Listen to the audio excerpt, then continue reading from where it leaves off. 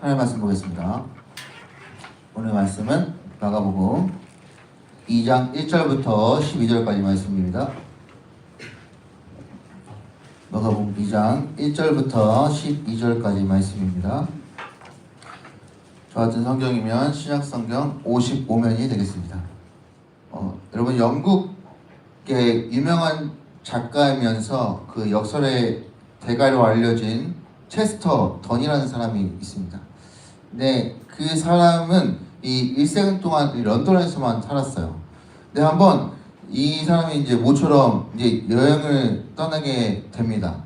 그래서 이 여행을 해서 이제 여행 가방을 싸던 중에 친구가 찾아왔어요. 그래서 이 체스터던에게 어디 가느냐고 이 친구가 물었어요.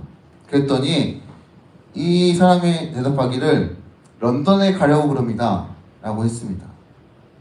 그래서 친구가 다시 물었어요. 아니 지금 무슨 소리 하는겨? 웃기려고 그러는 거지? 아니지, 지금 런던에도 살고 있잖아. 그래서 지금 어디 가겠다고? 친구가 이렇게 대답합니다. 그러자 이 체스터던은 정말요, 난 런던에 간다고. 파리를 거쳐서 분배를 경유해서 다시 동경을 지나서 뉴욕으로 해서 런던으로 갈 거야 라고 이렇게 이야기합니다. 그러면서 이 체스터던은 그 이유를 말해줍니다. 왜 그렇게 가는지. 내가 여기서 오랫동안 런던에서만 살았기 때문에 내 눈에 어두워져서 이 런던이 어느 위치에 위치하고 그리고 런던이 어떤 도시인지를 내가 모르겠어. 그래서 그렇게 여행하고 싶어. 그리고 진정한 런던이 어떤가를 내가 알아보려고 해. 그래서 그 이유를 지금 설명해 줍니다. 역시 역설의 대가답습니다. 한 곳에 오래 살다 보면 그곳을 잘 안다고 생각하지만 오히려 그것이 어떤 곳인지 그 어떤 가치가 지니는지 잘 알지 못하는 경우가 참 많이 있는 것 같습니다. 사람도 그런 것 같습니다. 함께 오래 있으면 잘 아는 것 같지만 정말 진정한 그 사람의 매력, 그 사람의 장점은 쉽게 잊어버리게 되는 것 같아요. 왜냐하면 이 반복이 가져다주는 어떤 식상함 때문일 겁니다. 마찬가지로 이 신앙과 우리의 예배도 그렇습니다. 매번 같은 마음으로 예배 드리면 그것은 습관이 되고 어떻게 보면 식상함이 되어서 그 안에 은혜가 사라지게 되는 것입니다. 우리의 삶에서 왜 이렇게 불평이 나오고 식상이 나오는가 하면 우리의 삶이 새로운 삶이 되지 못하기 때문에 그렇습니다. 그럼 우리가 하루를 시작할 때 늘 새로운 마음으로 시작한다면 우리가 가진 이런 식상함이란 해결될 것이라 생각이 듭니다. 그래서 성도 여러분, 우리의 일상에 변화를 주십시오. 새로운 날이 될 수 있도록 우리의 말과 행동을 새롭게 하십시오. 하나님 바라보면서 말이죠. 그러면 여러분의 삶은 전혀 지루하지 않는 새로운 날이 될 것입니다. 매일매일 변하는 여러분 되시기를 바랍니다. 이 예수님은 하나님 나라와 하나님 뜻을 전하러 매일 먼 거리를 여행을 하셨습니다. 오늘 말씀의 전도, 예수님의 전도를 본고지에 두고 움직이셨죠. 이 본고지가 무엇입니까? 이 영화에서 보면 가끔씩 등장하는 단어가 있어요. 이 아지트. 바로 이 아지트가 있었다는 것입니다. 이 에베레스트 산처럼 이 높은 산에 오르기 위해서 등산가가 제일 먼저 하는 일은 이 베이스 캠프를 차리는 것이죠. 그래서 그 베이스 캠프에서 작전도 짜고 올라가는 날짜와 시간, 그 일정들을 그 날짜들을 살피면서 가장 알맞은 시간대에 그것을 등반할 수 있도록 그것을 살펴봅니다. 예수님도 이게 전도하실 때 이런 어떤 베이스 캠프를 이용하셨습니다. 이 가버나움은 그 베이스 캠프 중에 하나였습니다. 자주 들리시던 곳이고 지금 말씀을 전하고 있는 집이 아마도 예수님이 베이스 캠프로 정하신 집이라고 생각이 듭니다. 사랑하는 여러분, 여러분의 집이 하나님의 말씀을 전하는 그리고 하나님의 나라를 보여주는 베이스 캠프가 되기를 바랍니다. 오늘 말씀에 보면 예수님이 가시는 곳은 사람들이 많이 모여들었습니다. 가버나움의 이 베이스 캠프에서도 마찬가지였습니다. 예수님이 오셨다는 말을 많은 사람들이 모여 있었어요. 마가복음 2장 2절에 보면 많은 사람이 모여서 문 앞에까지도 들어설 자리가 없게 되었는데 예수께서 그들에게 도를 말씀하시더니 사람이 얼마나 모였으면 이 문 앞까지 들어설 자리가 없었을까요? 그 많은 사람에게 예수님께서 무엇을 하고 있으십니까? 하나님의 말씀을 지금 전하고 계십니다.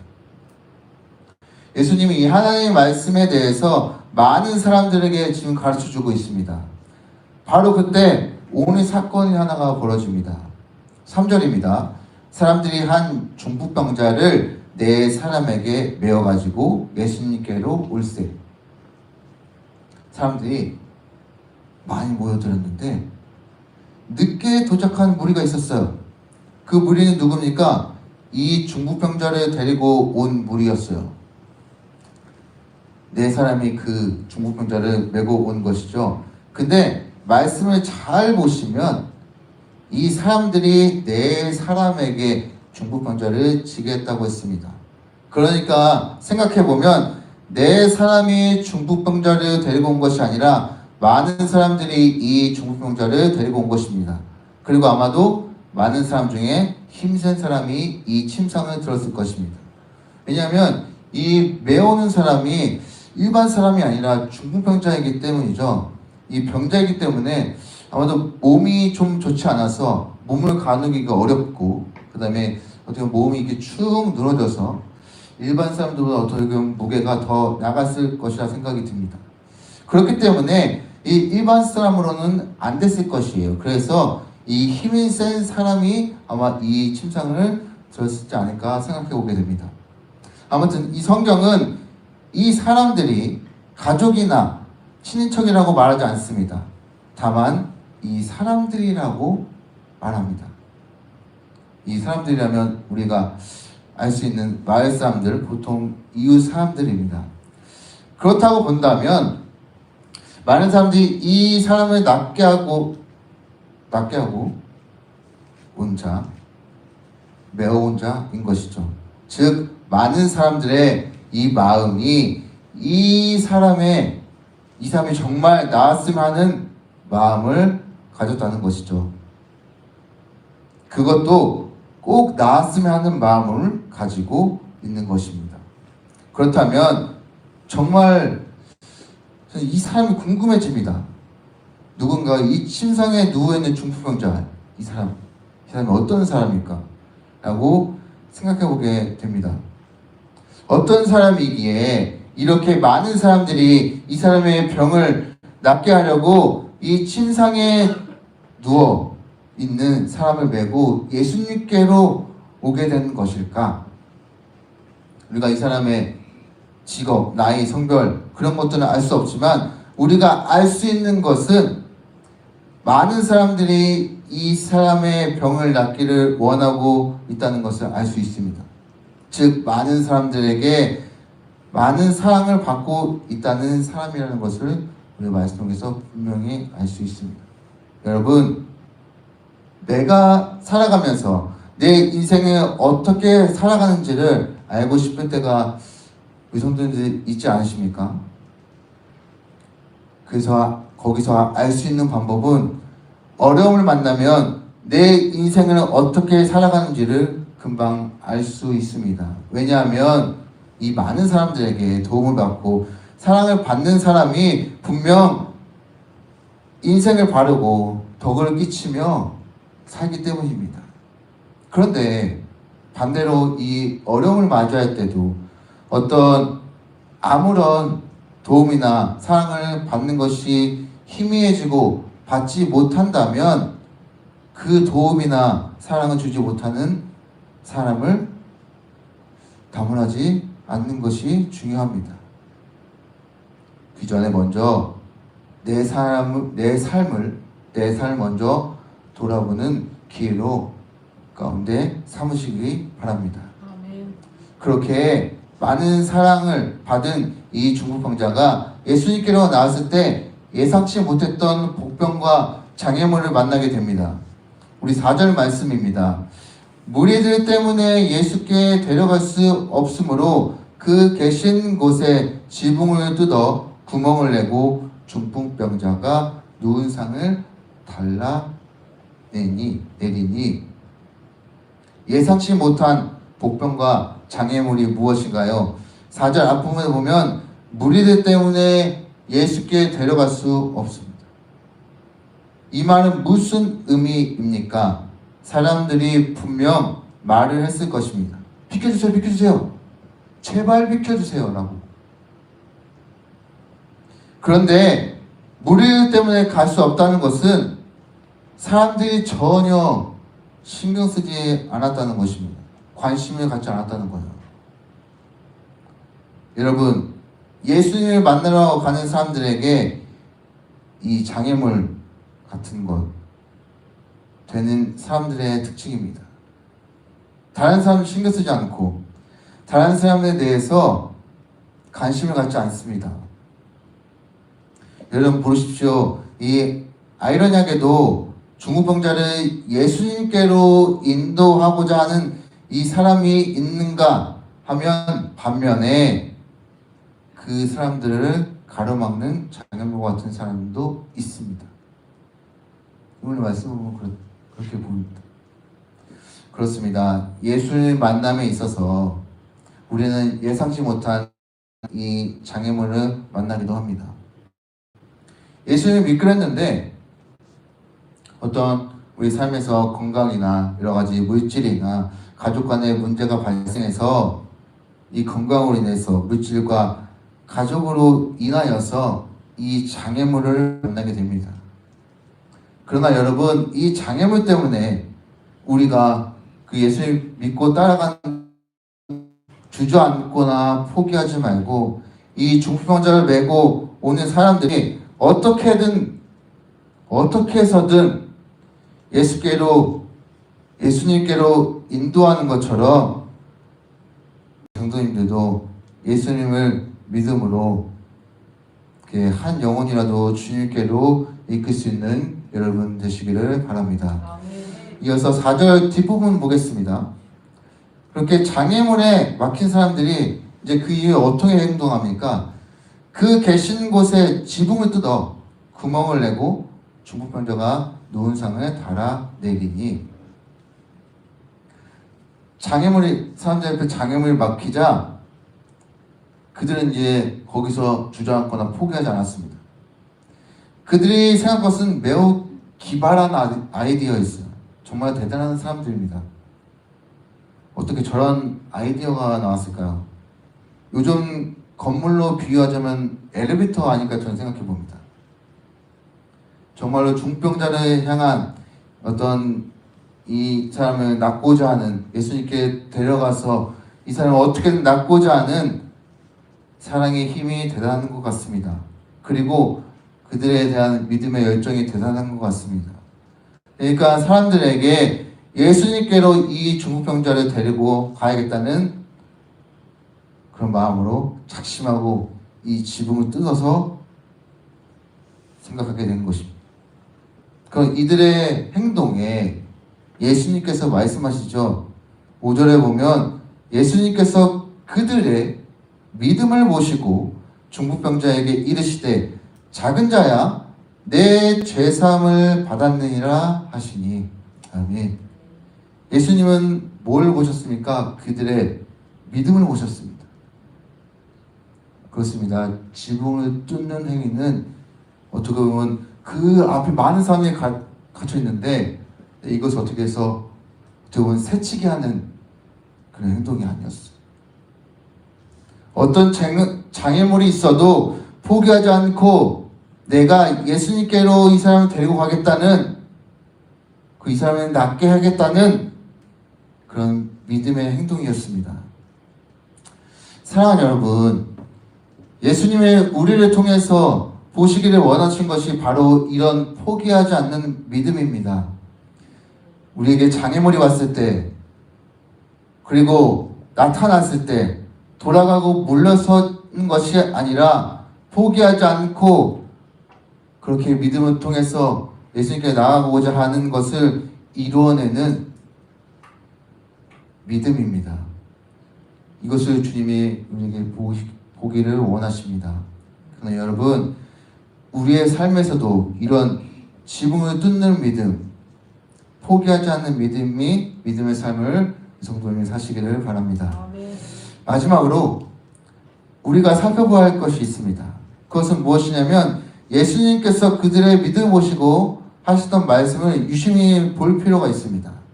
5절 다시 보면 하반절에 작은 자야 내 죄사함을 받았니라고 말씀하셨습니다. 병을 낫고자 노력했던 그들의 믿음을 보시고 하신 말씀이 내 죄사함을 받았다라고 말합니다. 여러분, 성경을 통해서 예수님께서 자신을 찾아왔던 이 병자들에게 하신 말씀을 기억할 것입니다. 특히 혈루병 여인의 이야기를 우리 성도님이 잘 아실 것입니다. 여인이 몰래 와서 예수님의 옷깃을 이렇게 만지면서 이 몸이 나왔습니다. 그리고 예수님께서 누가 내 옷을 만졌다고 하시더니 이 여인들은 많은 사람들 앞에서 주목하게 하십니다. 그리고 내 죄사함을 받았다라고 말씀하십니다. 그리고 나서 병이 나온 후에 예수님은 죄사함을 선포하셨습니다. 지금 예수님이 하신 말씀, 내 죄사함을 받았다라는 말씀은 예수님이 병을 고치시고 난 후에 늘 하셨던 말씀이에요. 그런데 지금 오히려 병을 고치기 전에 말씀하시는 겁니다. 그런데 생각해보면 만약 그들의 믿음을 보셨다면 내 믿음대로 될지어다라고 하셨을 것 같은데, 그리고 이 중풍병자는 지붕을 뚫고 내려오다가 그냥 깨끗이 나아져서 사람들 앞에서 뛰어나가야 하지 않을까 합니다. 그런데 예수님은 죄사함을 먼저 언급하시는 겁니다. 그것은 당시 이 중풍병이라는 것은 죄 때문에 발생하는 병이라는 인식이 그 당시 가운데 있었기 때문입니다. 그래서 모든 이 육신의 병은 마음의 죄 때문에 생긴다고 이 유대인들은 믿고 있었습니다. 특히 이 성경과 율법을 누구보다 잘 알고 있는 이 서기관들은 그렇게 생각을 했습니다. 우리 6절, 7절의 내용을 보면 바로 그 내용이에요. 어떤 서기관들이 거기에 앉아서 마음에 생각하기를 이 사람이 어찌 이렇게 말하는가? 신성 모독이로다. 오직 하나님 한 분 외에는 누가 능히 죄를 사하겠느냐. 그러니까 그런 생각 가진 이 서기관들에게 예수님은 육신의 병을 고쳐주시는 것보다 그들의 마음의 병을 먼저 고치는 것이 먼저라고 생각한 것입니다. 그래서 예수님이 하신 말씀이 어느 것이 쉽겠냐? 라고 질문을 던지신 거예요. 9절에 보면 그래서 죄사함을 받았다는 말과 일어나서 내 상을 가지고 가라, 즉 병이 나아져라 라는 말 중에 어느 말이 쉽냐? 라고 말씀하고 있습니다. 여러분, 이 말을 한다고 하면 어느 것이 더 쉽겠습니까? 예수님을 믿으면 죄가 씻겨집니다 라는 말과 병을 낫고 돈 많이 벌고 만사형통입니다 라는 말 중에 어느 것이 더 쉽겠습니까? 당연히 우리는 예수님을 믿고 예수님을 따라가는 그런 그리스도인으로서 당연히 예수님 믿기만 하면 돈 얻는다는 우리 확신하는 그 믿음이 있기 때문에 죄가 살린다는 말이 당연히 쉬울 수 있습니다. 그래서 예수님이 이 말이 더 쉽게 했다는 것이죠. 사실 예수님은 육신의 병이나 영혼의 죄를 낫게 하는 것이나 모두 쉽습니다. 사람들 편에서 보면 육신의 이 병보다는 영혼의 죄를 낫게 하는 것이 힘들다고 생각하는 것입니다. 어느 것이 더 쉽겠느냐? 예수님은 당연히 이 죄사함을 받는단 말이 쉽다고 말씀하십니다. 그런데 그 쉬운 말을 우리는 하지 못하고 있습니다. 오히려 우리는 죄인을 바라보는 시선으로 이 사람들을 바라봅니다. 여러분은 사람을 어떤 눈으로 바라보고 계십니까? 여러분 죄사함을 받는다는 이 마음으로 사람을 바라보기를 바랍니다. 서기관은 이 육신의 병을 없어지지만 이 영혼의 병이 있던 사람들입니다. 예수님은 그들의 병을 낫기를 바라시고 이 말씀하신 겁니다. 늘 다른 사람의 죄가 문제가 아니라 그 다른 사람의 죄를 바라보는 내 시선이 더 큰 문제인 것이죠. 그래서 한번 나는 사람들을 어떻게 바라보고 있는지 우리 성도님들은 돌아보시기 바랍니다. 그래서 혹시 이 서기관처럼 그렇게 바라보고 있지는 않습니까? 예수님처럼 더 쉬운 것을 선택하십시오. 우리가 육신의 죄를 고쳐줄 수 없습니다. 그것은 오직 주님만이 고쳐주실 수 있습니다. 그리고 성경 같은 영혼의 병이 있는 사람의 주위에 있다면 주님을 믿음으로 그 사람이 주님으로부터 병이 낫고 죄사함을 받는 은혜가 있기를 바랍니다. 그래서 그 영혼의 병을 나을 수 있는 것은 오직 예수님을 믿음으로 가능한 것입니다. 사랑하는 여러분, 오늘 말씀을 통해서 중풍병자를 데리고 온 사람들에게 예수님을 보기 위해 모여든 무리 때문에 그 장애물에 걸려서 들어가지 못하게 됩니다. 그렇게 되자 믿음으로 주님께 갔을 때 주님은 그 믿음을 모시고 제사함 받도록 해주시고 병을 낫게 해주셨습니다. 여러분, 예수님이 우리를 통해서 보시고자 하시는 것, 이 중풍병자를 데리고 온 사람들이 보여준 이 포기하지 않는 그 믿음입니다. 그 포기하는 믿음, 예수님도 우리를 통해서 보기를 원하십니다. 장애물이 오고 우리 삶에 여러 가지 문제를 통해서 그것이 장애물로 오고 나타났을 때 그 가운데 우리가 주저앉고 물러서고 거기서 우리가 포기하는 것이 아니라 오히려 그 가운데서 오히려 하나님 만나기 위해서 더욱더 그 무리의 장애를 극복하고 하나님 앞에 나아가서 내가 주님을 더욱더 의지하는 그런 모습을 주님께 보여드리는 우리 모두가 되었으면 좋겠습니다. 그래서 하나님 만나서 하고자 하는 것을 이뤄내는 믿음이 우리 성도의 삶 가운데 가득하기를 바랍니다. 이것을 바로 주님께서 보시기를 원하십니다.